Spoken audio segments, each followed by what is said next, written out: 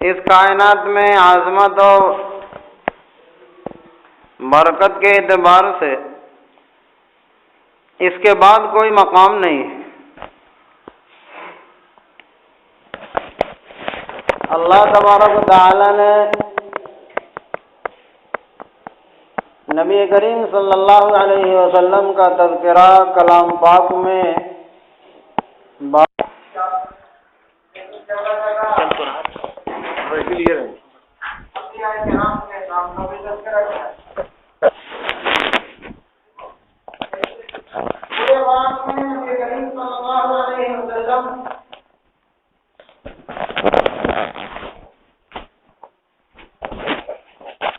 کہ صرف 4 جگہ اللہ تبارک تعالیٰ نے نام لیے، 3 جگہ محمد، 1 جگہ احمد۔ محمد رسول اللہ والذین معه اشداء علی الکفار رحماء بینہم مبشرا برسول یأتی من بعد اسمہ احمد ما كان محمد ابا احد من رجالکم ولکن رسول اللہ وخاتم النبیین۔ ایک جگہ اور ہے کوئی، اس وقت وہ 4تھی آیت ذہن میں نہیں آ رہی ہے، لیکن 4 جگہ نبی کریم صلی اللہ علیہ وسلم کا نام کا تذکرہ کیا تو نام کے ساتھ صفات رسالت کا بھی تذکرہ کیا۔ کہیں نبی کریم صلی اللہ علیہ وسلم کی رسالت، کہیں آپ کے صفات، کہیں آپ کے کمالات، کہیں آپ کی خوبیاں، کہیں آپ کے اعلیٰ اخلاق، اور کہیں نبی کریم صلی اللہ علیہ وسلم کے جسم کی ایک ایک خوبصورت اعضاء کی بھی تذکرہ کیے ہیں اللہ تبارک تعالیٰ نے۔ الم نشرح لك صدرك ووضعنا عنك وزرك الذي انقض ظهرك والضحى والليل اذا سجى ما ودعك ربك۔ کہیں کہیں نبی کریم صلی اللہ علیہ وسلم کی عمر کی قسم کھائی،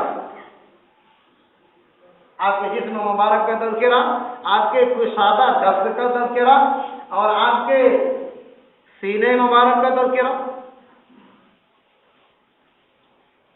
اور پھر ان سب کے بعد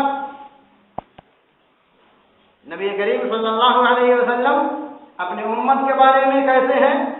امت کے بارے میں اللہ تبارک تعالیٰ نے اپنے محبوب کے کمالات کو بیان کرنا شروع کیا تو جو صفت رب ہے اس صفت کو اپنے نبی کے ساتھ جوڑ دیا۔ لقد جاءکم رسول من انفسکم عزیز علیہ ما عنتم حریص علیکم بالمؤمنین رؤوف الرحیم۔ رؤوف اللہ کی صفت، رحیم اللہ کی صفت، لیکن مومن کے ساتھ، امت کے ساتھ نبی میرے محبوب کتنے زیادہ شفیق ہیں، کتنے زیادہ مہربان ہیں۔ وہ صفت جو خدا نے اپنے ساتھ جوڑی وہ اپنے محبوب کے ساتھ جوڑ دیا۔ میرا محبوب اپنی امت پر رؤوف ہے اور رحیم ہے۔ اگر کلام پاک میں نبی کریم صلی اللہ علیہ وسلم کے جو تذکرے منصب و مقام، عظمت و تقدس اور احترام کے اعتبار سے اللہ تعالیٰ نے ذکر کیے ہیں، اس کو گننا شروع کرو تو کتابیں کی کتابیں اس پر ناکافی ہوں گی۔ بعض مفسرین نے قاضی شفا آیات میں اس پر مستقل کتاب لکھی ہے، اور اس آیت کو نبی کریم صلی اللہ علیہ وسلم کی مرتبے کے لحاظ سے سب سے عظیم آیت قرار دیا ہے۔ لقد جاءکم رسول من انفسکم والی آیت۔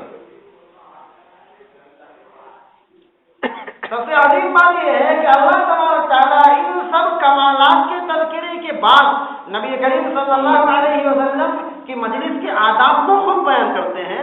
میرے محبوب سے بات کرنی ہے تو بات کرنے کے آداب، آپ کی عظمت کے لحاظ سے کیا ہونے چاہیے، ان کے پاس بیٹھنا ہے تو بیٹھنے کے آداب، آپ کے مقام کے اعتبار سے کیا ہونے چاہیے، آپ سے گفتگو کرنی ہے تو گفتگو کے آداب کیا ہونے چاہیے، میرے محبوب کے دروازے پر آ کر دروازہ کھٹکھٹانا ہے، ان سے بات چیت کرنی ہے تو آنے کے آداب کیا ہونے چاہیے۔ اسی طریقے سے بات کرنی ہے تو آواز اور گفتگو کے لہجے کے کیا انداز ہونے چاہیے۔ گھر پہ کھانا کھانے جانا ہے نبی کریم صلی اللہ علیہ وسلم کے، تو وہاں کھانا کھانے جانے اور آنے اور وہاں بیٹھنے کے طریقے کا ادب و احترام کے لحاظ سے کیا ہونا چاہیے۔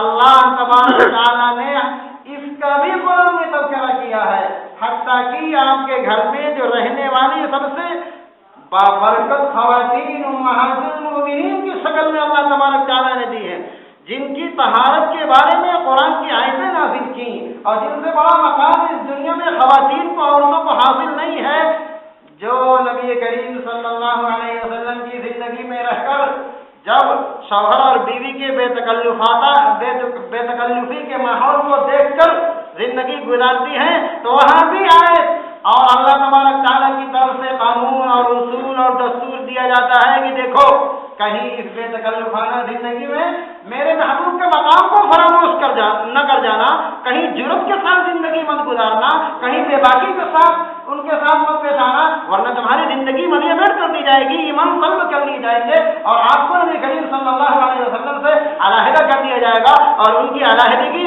دنیا اور آخرت دونوں چیز کی بربادی ہوگی۔ فرمایا لا ترفعوا اصواتکم فوق صوت النبی، میرے محبوب سے بات کرتے ہوئے بلند آواز میں بات کرو، ولا تجهروا له بالقول كجهر بعضكم لبعض ان تحبط اعمالكم وانتم لا تشعرون، اور ان سے گفتگو کرتے ہوئے اس انداز سے گفتگو مت کرنا جیسے گھروں میں کرتے ہو، اس انداز سے گفتگو مت کرنا جیسے مارکیٹ میں کرتے ہو، اس انداز سے گفتگو مت کرنا جیسے اپنی میٹنگوں میں اور معاشرے میں اور سماج میں کرتے ہو، ان کو پکارتے وقت اس انداز سے پکارنا مت جیسے آپس میں ایک دوسرے کو پکارتے ہو۔ لا تقدموا بین یدی اللہ ورسولہ، میرے محبوب سے گفتگو میں آگے مت بڑھو، میرے محبوب سے بیٹھنے میں آگے مت بڑھو، میرے محبوب سے کوشچن کرنے میں آگے مت بڑھو، کسی بات کا آرڈر آئے اس پر عمل کرو، اس میں شک در شک سوالات کر کے آپ کو قبیلہ خاطر مت کرو۔ بنو تمیم کے کچھ لوگ آئے اور دروازے کے پاس کھڑے ہو کر کہا یا محمد اخرج الینا صلی اللہ علیہ وسلم، باہر آ جائیے آپ، ہم کو کام ہے۔ کھٹ سے قرآن کی آیت نازل ہو گئی، ان الذین ینادونک من وراء الحجرات اکثرهم لا یعقلون، یہ وہ لوگ ہیں ناعقل، ناعاقبت اندیش، تمیز سے دور، بدتمیزی ان پر غالب ہے، عقل سے دور، بدعقلی ان پر غالب ہے، اکثرهم لا یعقلون، اور وہ دروازے پر آ کر اس بے ادبی کا مظاہرہ کرتے ہیں، اس بدتمیزی کا مظاہرہ کرتے ہیں۔ وَلَوْ أَنَّهُمْ صَبَرُوا، اگر یہ لوگ انتظار کر لیں کہ میرے محبوب کے نکلنے کا وقت خود بخود کیا ہے، ان کے فارغ البالی کا وقت کیا ہے، اس بات کو یہ سوچتے نہیں کہ میرے محبوب کے آرام کا وقت ہے یا گفتگو کرنے کا وقت ہے، اندر رہنے کا وقت ہے یا باہر نکلنے کا وقت ہے، اللہ سے مناجات کا وقت ہے یا فارغ البالی کا وقت ہے، اللہ تبارک تعالیٰ کی وحی نزول کا وقت ہے یا کوئی دوسرا غیر مسئولیت کا وقت ہے، اس چیز کا لحاظ کیے بغیر جو لوگ آ جاتے ہیں اور آپ کو قبیلہ خاطر کرتے ہیں، یہ عقل سے عاری ہے، یہ بدعقل ہے، بدتمیز ہے۔ اگر یہ لوگ صبر کر لیں، موقع محل کا انتظار کر لیں، حتی تخرج الیہم، یہاں تک کہ آپ خود بخود باہر آئیں تو یہ موقع محل دیکھ کر اپنی بات ان کے سامنے رکھیں، اپنی ضرورت ان کے سامنے رکھیں، تو یہ ان کی دنیا کے لیے بھی بہتر، آخرت کے لیے بھی بہتر، ایمان کے لیے بھی بہتر اور اعمال کے لیے بھی بہتر۔ واللہ غفور الرحیم، اور اللہ تعالیٰ مغفرت کرنے والا۔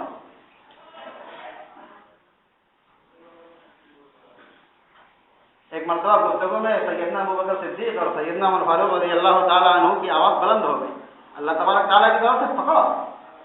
نبی کریم صلی اللہ علیہ وسلم نے حفاظت اور بچاؤ کا انتظام۔ ایک مرتبہ حضرت عائشہ صدیقہ اور حضرت حفصہ رضی اللہ تعالیٰ عنہ سے نبی کریم صلی اللہ علیہ وسلم نے کوئی رازدارانہ بات کہی کہ اپنے تک رکھنا، دوسری بیویوں کو نہ کہنا، انہوں نے جا کر دوسری سے کہی۔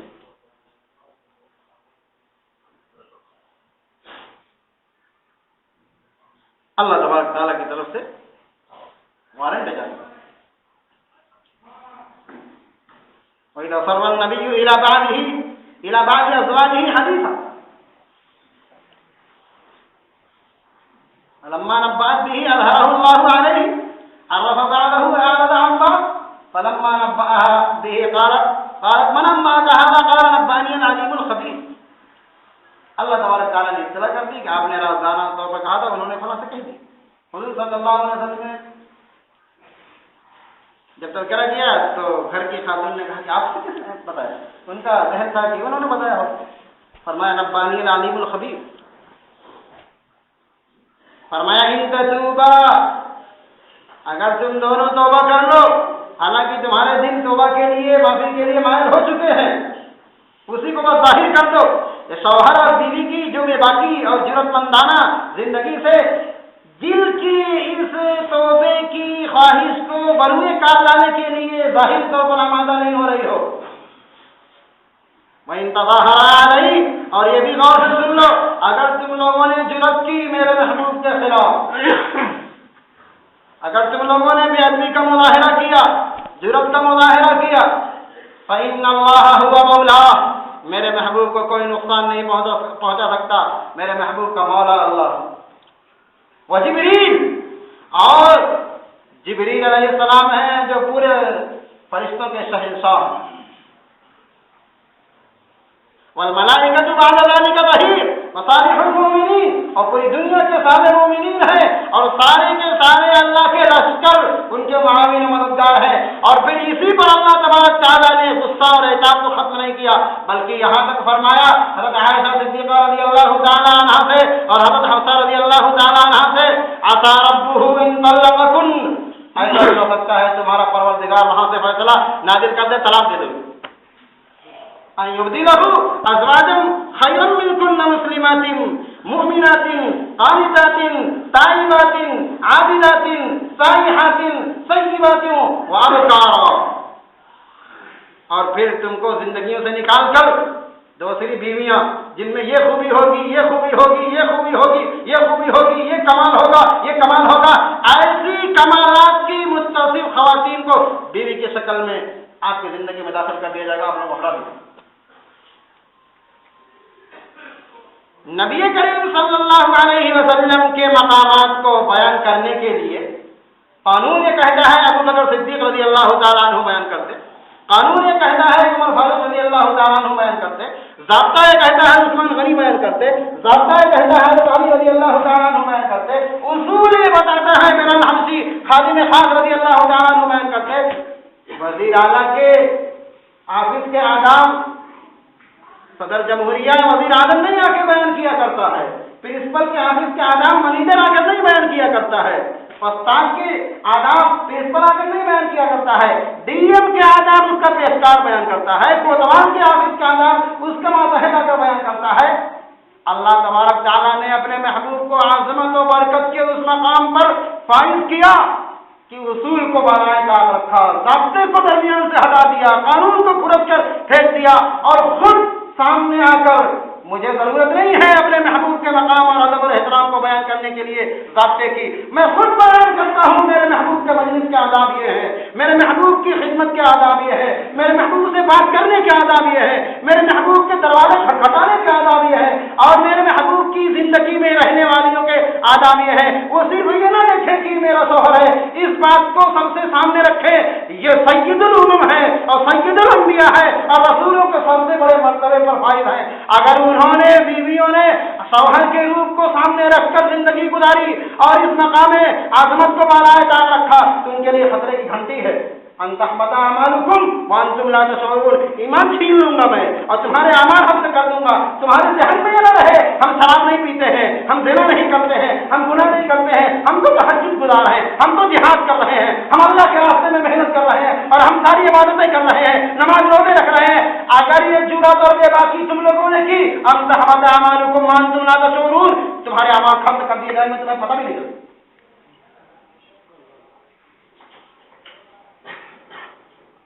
میں ابھی چند دن پہلے جگہ بیٹھا تھا،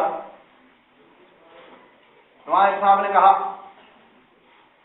اس الیکشن سے پہلے مولانا سالم صاحب سے ہم نے پوچھا تھا، انہوں نے کہا کہ وہ سپا کی حکومت ہے، اور دیکھو سپا کی حکومت آ گئی.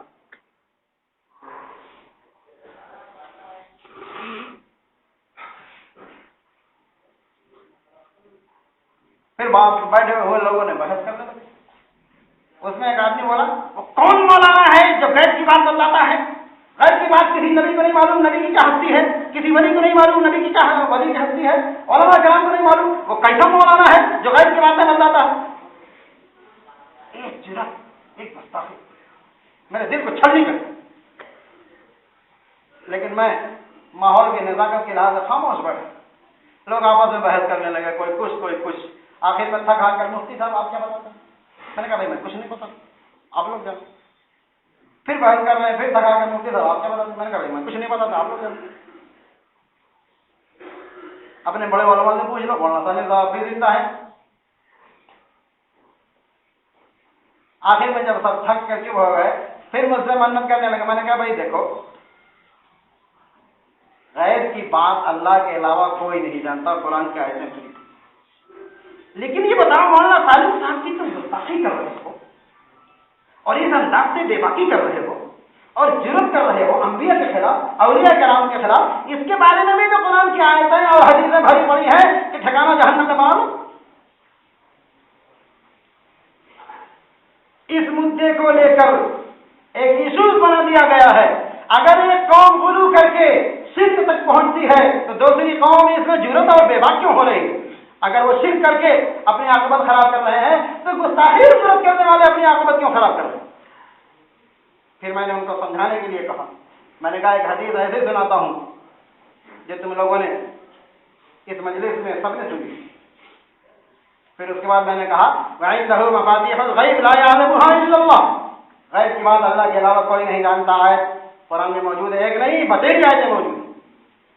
لیکن تمہیں کیا پتا غیب کس کو کہتے ہیں؟ غیب ذاتی کیا ہوتا ہے؟ غیب عطائی کیا ہوتا ہے؟ غیب جزئی کیا ہوتا ہے؟ غیب مشاہد کیا ہوتا ہے؟ غیب کلی کیا ہوتا ہے؟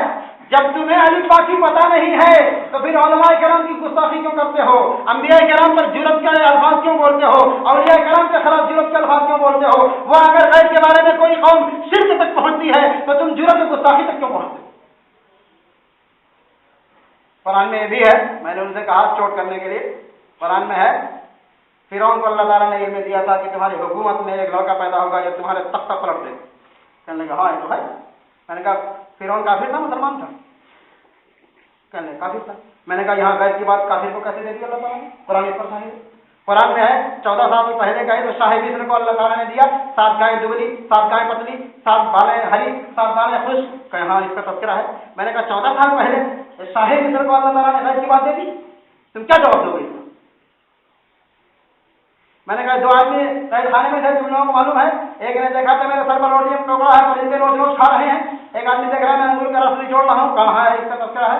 میں نے کہا کہ اس غیب کی بات کا علم اللہ تبارک تعالیٰ کے نبی حضرت یوسف علیہ السلام نے دی تھی کہ تم جس جرم میں ہو گرفتار ہوگے، سولی پر چڑھو گے اور پرندے روز روز کر کھائیں گے. میں نے کہا کافر تھے مسلمان تھے؟ کہنے لگے کافر تھے. میں نے کہا کافروں کو غیب کی بات اللہ تبارک تعالیٰ نے قرآن میں موجود ہے اور تم اتنے بڑے جری ہو، نبی کریم صلی اللہ علیہ وسلم کی گستاخی کر رہے ہو، مولانا سالم صاحب کی کر رہے ہو، اور مولانا الیاس صاحب یہ کہے گا کہ اس گجرے میں جو ہے فلاں جگہ کی جماعتیں آئیں گی ٹھہریں گی، ان کی گستاخی کر رہے ہو تم. وہ کون سا مولانا ہے جو غیب کی بات جانتا ہے؟ وہ مولانا نہیں ہے، وہ فلانا ہے، دھماکہ ہے. تو میں نے ان لوگوں کو میں نے کہا دیکھو اپنے آپ کو اعتدال میں رکھو، غلو مت کرو، اس تک پہنچ جاؤ بدعت تک. ادھر بھی غلو نہ کرو تو جری اور بے باک ہو جاؤ، گستاخ ہو جاؤ. اعتدال میں رہو. اس آیت سے اس حدیث سے سمجھنے کی کوشش کرو. یہ حدیث آپ لوگوں نے سنی؟ کہنے لگا ہاں سنی ہے، سب نے کہا سنی. کون دے دی؟ میں نے کہا امیر المؤمنین حضرت عمر بن الخطاب رضی اللہ تعالیٰ عنہ حج کر رہے تھے، بڑا قافلہ تھا، حجر اسود کے پاس کھڑے ہو گئے. سارے لوگ دیکھ رہے ہیں کھڑے ہیں، بوسہ نہیں دے. کیوں نہیں بوسہ دے رہے ہیں؟ سب دیکھنے لگے. تو انہوں نے حجر اسود کو خطاب کر کے کہا اے حجر اسود، تو ایک پتھر نہ کوئی نفع پہنچا سکتا ہے نہ نقصان ہوتا ہے. اگر میں نے اپنے محبوب کو بوسہ دیتے ہوئے نہ دیکھا ہوتا تو تجھے بوسہ نہ دیتا. تو اس مجلس میں جتنے لوگ تھے سب نے کہا ہاں یہ حدیث میں نے سنی. میں نے کہا سنی ایسے ہے جیسے بخاری شریف کی حدیث ہو، سنی ایسے ہے جیسے مسلم شریف کی حدیث ہو، سنی ایسے ہے جیسے ترمذی شریف کی حدیث ہو. کہنے لگے ہاں ایسے ہی سنی. میں نے کہا ترغیب کی حدیث ہے، استحباب کی حدیث تک. اور ادھوری کیوں سنی؟ بعد میں بغل میں حضرت علی رضی اللہ تعالیٰ عنہ کھڑے تھے. انہوں نے کہا اے امیر المؤمنین، یہ حجر اسود نفع بھی پہنچاتا ہے نقصان بھی پہنچاتا ہے. آپ کہہ رہے ہیں نہ نفع پہنچاتا ہے نہ نقصان پہنچاتا ہے. تو کہا وہ کیسے؟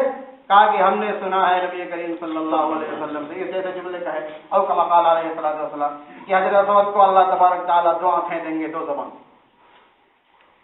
جن کے بارے میں اچھی گواہی دے گا ان کو اس کی گواہی نفع پہنچے، جن کے بارے میں خراب گواہی دے گا اس کی گواہی نقصان پہنچے۔ اب اس حدیث سے تم لوگ، میں نے اس مجلس میں کہا آپ لوگ سمجھنے کی کوشش کرو، حضرت عمر فاروق رضی اللہ تعالی عنہ کا یہ قول ہے، حدیث اس اعتبار سے ہے کہ قول عمل صحابی ہے۔ ان کے زمانے میں غیر مسلم اسلام میں داخل ہوئے جو مندروں سے آئے تھے، بتوں سے آئے تھے، دیوی دیوتاؤں سے آئے تھے، مورتیوں سے آئے تھے، جو وہاں مندروں میں ان کو بوسہ دیتے تھے، تو ان کے ذہن میں تھا کہیں حضرت اسود کو بوسہ دیتے وقت اس عظمت و تقدس کے اعتبار سے بوسہ نہ دیں جس عظمت و تقدس کے اعتبار سے وہ پتھروں اور مندروں میں بوسہ دیتے۔ یہ بات ذہن سے نکالنے کے لیے اللہ کی توحید ان کے دل میں بھرنے کے لیے جملہ کہا، لیکن ادھر یہ خطرہ تھا کہیں اس کی وجہ سے گستاخ نہ ہو جائے حضرت اسود کے مقابلے میں، بے بات نہ ہو جائے حضرت اسود کی عظمت کے خلاف، جری نہ ہو جائے حضرت اسود کے خلاف۔ حالانکہ حضرت اسود کے بارے میں حدیثوں میں یہ ہے کہ یہ جنت کا ہے، حدیثوں میں یہ ہے یہ گناہوں کو سلب کر لیتا ہے، حدیثوں میں یہ فضائل ہیں، ان فضائل کے لحاظ کرنے کے بجائے جری نہ ہو جائے، اس حادثے کو ظاہر کرنے کے لیے حضرت علی رضی اللہ تعالیٰ عنہ نے حضرت اسود کے فضائل بیان کیے تاکہ اعتدال ملے۔ تو نبی کریم صلی اللہ علیہ وسلم کے مقام و منصب کو، چند ایشوز کو سامنے رکھ کر جو معاشرے میں پھرتے رہتے ہیں، ہم اپنی زبانوں سے ایسی باتیں نہ کہیں کہ یہ آیتیں ہم پر ثابت آنے لگیں۔ ایک مرتبہ حضرت انس رضی اللہ تعالیٰ عنہ فرماتے ہیں، میں گیا اور صحابہ کرام بیٹھے تھے، سارے صحابہ حضور صلی اللہ علیہ وسلم کے سامنے ایسے بیٹھے تھے جیسے ان کے سروں پر پرندے تھے۔ آپ جانتے ہیں پرندہ کہاں بیٹھے، ایسا پلر ہے جس کے بارے میں یقین ہے ہیلے گا نہیں، وہاں بیٹھے۔ ایسی جگہ ہے جس کے بارے میں یقین ہے چٹان ہے یا ستون ہے، ڈال ہے، ہیلے گی نہیں، وہاں بیٹھے، ہیلا تو اڑ جائے۔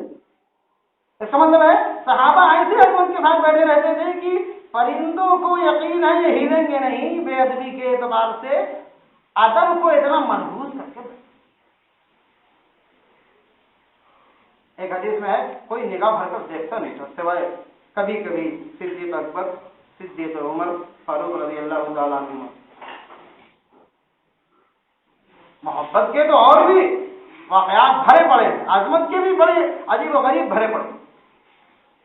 حجت اللہ البالغہ میں شاہ ولی اللہ محدث دہلوی رحمۃ اللہ علیہ نے لکھا ہے اور تمام مفسرین نے لکھا ہے سورہ حجرات کی آیتوں کے ذیل میں کہ جیسے انبیاء کرام کا یہ مقام بیان کیا گیا اور اس مقام کا لحاظ نہ کرنے والے کے بارے میں ایک خطرناک الٹیمیٹم دیا گیا، انبیاء کرام کے بعد جو مقامات ہیں عظمت کے، پھر ان کے بعد جو مقامات ہیں عظمت کے، پھر ان کے بعد جو مقامات ہیں عظمت کے، پھر ان کے بعد جو مقامات ہیں عظمت کے، پھر ان کے بعد جو مقامات ہیں عظمت کے، چاہے وہ صحابہ ہوں، تابعین ہوں، تبع تابعین ہوں، اولیاء کرام ہوں، علماء کرام ہوں، محدثین اعظام ہوں، مفسرین اعظام ہوں، مؤذنین کرام ہوں، اللہ کے دین کے کام کرنے والے دینی رہنما ہوں، ان کے درجہ بدرجہ ان کے درجے کے اعتبار سے بھی ان کا احترام ضروری ہے، اور احترام نہ کرنے والوں کے خلاف اللہ تبارک تعالیٰ کا یہ وارنٹ ہے اس درجے کا نہ صحیح جس درجے کا نبی کریم صلی اللہ علیہ وسلم کی بے احترامی کرنے والوں کے لیے ہے، اس سے کم درجے کا ہے ان کے مقام و مرتبے کے لیے۔ حضرت تھانوی رحمۃ اللہ علیہ کتاب پڑھ رہے تھے اسی موضوع کے تحت، تو آج کل کے دینی رہنما، دینی قائدین کیسے چل رہے ہیں اور قوم ان کے ساتھ کیا کر رہی ہے، اس کو ایک واقعے میں انہوں نے بیان کہنے لگے۔ ایک جگہ ایک بہت سرمایہ دار آدمی تھا اور دینی رہنماؤں کا حال یہ ہے سرمایہ داروں کے چوکھٹ میں چگنے کی ان کی عادت ہوتی، تو ان کے گھر بھیڑنی اور کوئی میٹھا پکا اور برتن میں رکھا، اور ماں جو ہے پڑوسی کے گھر چلی گئی، بیٹے سے کہا، چھوٹا بیٹا تھا دیکھنا 10 سال سے، اور کتا آیا اور اس برتن میں منہ ڈال کے چلا گیا۔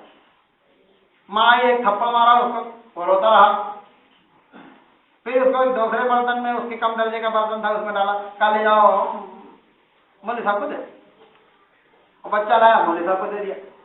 اب مولوی صاحب نے جیسے کبھی دیکھا ہی نہ ہو کھانے کے لیے، اس کو لیتے ہی کھانا شروع کر دیا۔ مولوی صاحب اس کو نہ کھائیے، بچہ کہنے لگا کیوں ہے، اس میں کچھ نہیں منہ ڈال دیا تھا، میں نے کہا مولوی صاحب کو دیا۔ اب دیکھو ان کا نیچے سے اوپر تک خون کھول گیا، برتن اٹھا کے یوں پھینکا ٹوٹ گیا، بچے کو 2 تھپڑ مارے، بدتمیز کہیں کہ کتے کا کھایا ہوا میرے سامنے لا کر ڈالتا ہے، بچہ رونے لگا، کہا بھاگ جا یہاں سے۔ اب وہاں بیٹھ کے رو رہا ہے، جا ہی نہیں رہا، پھر اس کو تھپڑ مارا، جاتا کیوں نہیں؟ مولوی صاحب امی ہم کو بہت ماریں گے۔ کیوں ماریں گے؟ وہ برتن ٹوٹ گیا ہے، اس میں امی بابو کا گھوٹ اٹھایا کرتی تھی۔ تو دینی رہنماؤں کا یہ حال ہے، حضرت تھانوی رحمۃ اللہ علیہ لکھتے ہیں قوم کا یہ حال ہے، اس لیے ڈاما ڈولے کشتی۔ بہرحال میں تو مقام نبوت کی وہ آیتیں پیش کر رہا تھا جس میں نبی کریم صلی اللہ علیہ وسلم کی ایک ایک زندگی کے آداب اللہ تبارک تعالیٰ نے بیان کیے۔ ایک آیت اور پیش کرتا ہوں سورہ حجرات کی، کھانے کے آداب بیان۔ نبی کریم صلی اللہ علیہ وسلم نے دعوت کی، صحابہ کرام کھانے آئے، دروازے پر دستک دینے، آواز دینے کی تو آیتیں میں نے پیش کر دی، بھاری پڑی ہیں قرآن کی ایسی آیتیں جس میں قانون کو ہٹا کر اللہ تبارک تعالیٰ نے اپنے محبوب کی زندگی کے ایک ایک اینگل، ایک ایک زاویے، ایک ایک پہلو کے آداب بیان کیے۔ فرمایا لا تدخلوا بیوت النبی الا ان یؤذن لکم، یہ نہیں کہ چلیں پتا صاحب کے گھر کھانا کھائیں، امیر صاحب کے گھر کھانا کھائیں، حضور صلی اللہ علیہ وسلم کے گھر کھانا کھائیں، ویسے بھی بغیر دعوت کے کسی ایک کے گھر بھی جانا درست نہیں ہے۔ میرے محبوب کے گھر جب تک بلایا نہ جائے جایا مت کرو کھانا کھانے، اور جاؤ تو یہ نہیں کہ بس گئے چاہے جہاں بیٹھ رہے، ادھر دیکھ رہے ہیں ادھر دیکھ رہے ہیں، ادب کا کوئی خیال نہیں ہے، ٹائم پاس کر رہے ہیں، وہاں بیٹھ کر گپ کر رہے ہیں۔ ولیکن اذا دعیتم فادخلوا فاذا طعمتم فانتشروا، کھا لو ادب کے ساتھ، چل جاؤ واپس اپنے۔ ولا مستأنسین لحدیث، وہاں بیٹھ کر وقت اور ٹائم پاس مت کرو۔ یہ چیز میرے محبوب کو گرا گزرتی ہے، تکلیف پہنچاتی ہے۔ میرا محبوب اتنا زیادہ با اخلاق ہے کہتے ہوئے شرماتا ہے۔ انسانیت کے اعلیٰ کمالات میں نے ان کے سینے میں رکھے ہیں، ان انسانیت کے اخلاق کو سامنے رکھ کر وہ کہہ نہیں پاتا، لیکن میں نہیں شرماتا تمہاری اس بد اخلاقی اور انسانیت کو حرکتوں۔ اٹھو چلو بھاگ جاؤ یہاں سے۔ واللہ لا یستحی من الحق وَإِذَا سَأَلْتُمُوهُنَّ مَتَاعًا فَاسْأَلُوهُنَّ مِنْ وَرَاءِ حِجَابٍ، اور ان کے گھر پر جاؤ کوئی چیز چاہے حضور صلی اللہ علیہ وسلم ہی بھیجے یا بغیر بھیجے ہوئے جاؤ تو دروازے کے سامنے کھڑے ہو کر مت پوچھا کرو، مت پکارا کرو، کنارے پھر سامان دے آؤ، اس میں بھی ادب احترام ملحوظ رہنا چاہیے۔ مرزا مظہر جانا رحمۃ اللہ نے مرید کو بھیجا جاؤ یہ چیز دے آؤ گھر، اور وہاں بیوی سے لڑنے لگے ہو اپنے پیر کی، وہاں بھاگے بھاگے آئے، ارے کیا کر رہے ہو؟ میں تمہارا پیر ہوں، یہ میری پیر ہے۔ تو کہنے کا مطلب یہ ہے کہ میں نے آئے سورہ حجرات میں آدھے صفحے میں اللہ تبارک تعالیٰ نے بیان، اور یہ تو کھانے کے آداب ہے، دروازے کے دستک۔ ایسے ہی قرآن پاک اٹھاتے جاؤ نبی کریم صلی اللہ علیہ وسلم کی گفتگو کے آداب، مجلس کے آداب، کھانے کے آداب، آپ کے ساتھ بیٹھنے کے آداب، آپ کے ساتھ چلنے کے آداب، آپ کے مقام کے لحاظ سے ہر چیز کو اللہ تبارک تعالیٰ نے قرآن کی زینت بنا رکھا ہے۔ اللہ تبارک تعالیٰ ہمیں نبی کریم صلی اللہ علیہ وسلم کی عظمتوں کو سمجھنے کی توفیق عطا فرمائے۔ الحمدللہ۔